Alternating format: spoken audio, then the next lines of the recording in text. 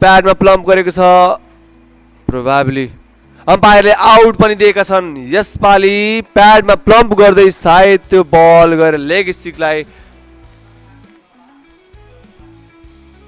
यसपालि राम्रो शट खेलेका छन् फिल्डरहरू हेरेको हेरे बल 4 रनको लागि यसपालि ओभर पिच्ड बल र यसलाई मजाले सहज तरिकाले 30 यार्डको फाइदा उठाउँदै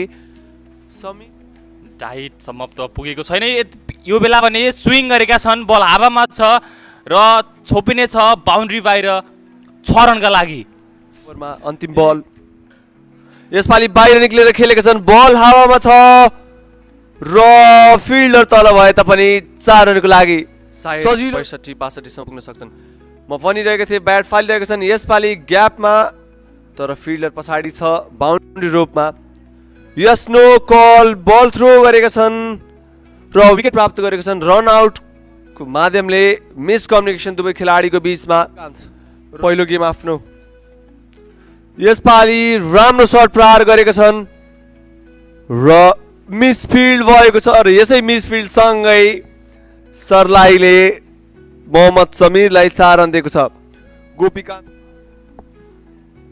यसपालि अगाडि निक्लेर खेलेका छन् फिल्डर छन् पछाडि र क्याच समातिने छ जर्सी नम्बर 4 का खेलाडी सहज तरिकाले जुन कप्तान लामिट गरे प्रयास फिल्डर कुद्ने छ र बल जाने छ 4 रनको लागि मैले गेस गरेको थिएँ यो स्कोर 62 प्लस हुनेछ 10 ओभरमा र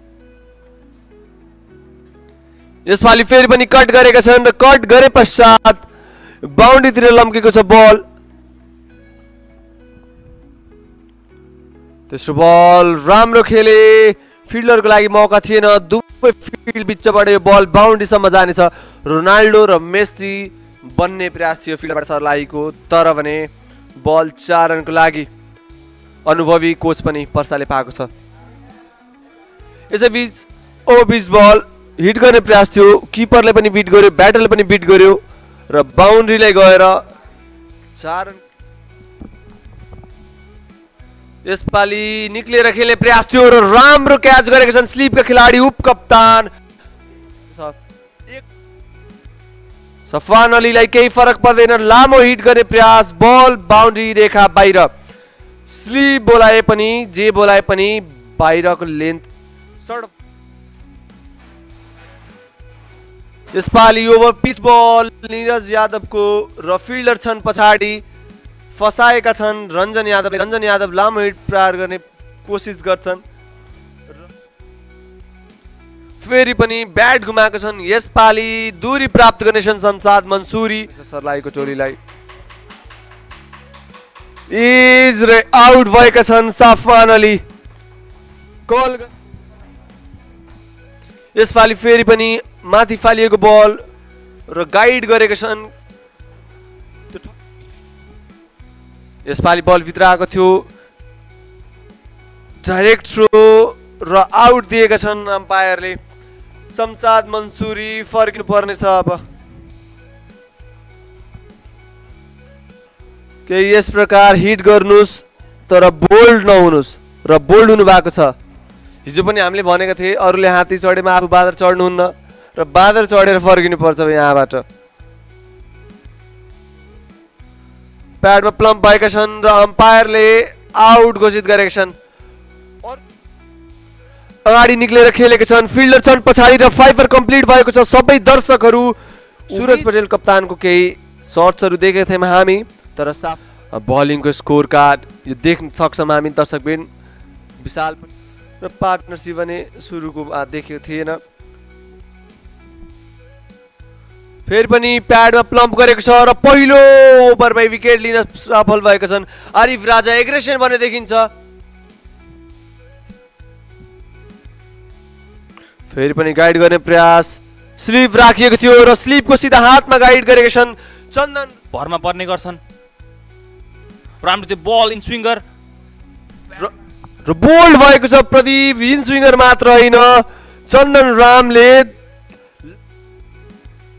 फेरि पनि इन स्विङ्गर कन्भिन्सिङ शट थिएन इनसाइड एज लागेको थियो 4 रन प्राप्त गर्नेछन् रञ्जित यसपालि फेरि गाइड गरेका छन् फिल्डरको छेउबाट 4 रन जानेछ। एकदमै राम्रो shot, good looking shot. Ranjit,